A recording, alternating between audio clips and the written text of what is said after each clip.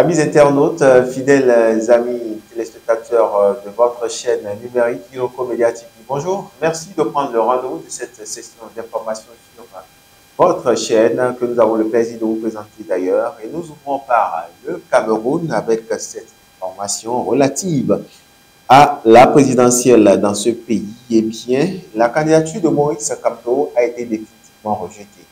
Le Conseil constitutionnel donc, a rejeté sa candidature, et ceci à la présidentielle du 12 octobre prochain.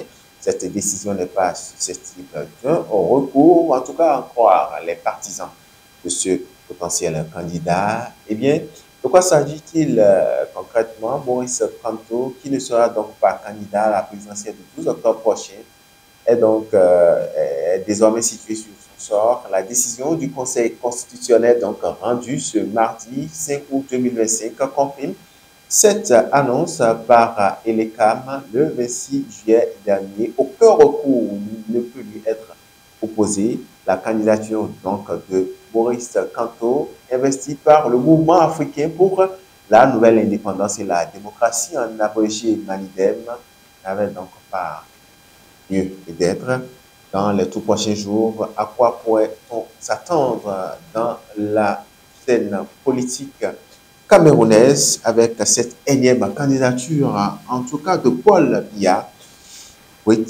ainsi. Et dans le reste de l'actualité, on prend cette fois-ci la direction de la Côte d'Ivoire, oui, avec cette actualité relative aux élections également là-bas présidentielles. En Côte d'Ivoire, donc, Ouattara renoue avec le dialogue avec Gbagbo. Selon les informations de Jeune Afrique, par exemple, le chef de l'État et son prédécesseur se sont parlé au téléphone à la fin du mois de juillet, il y a donc quelques jours.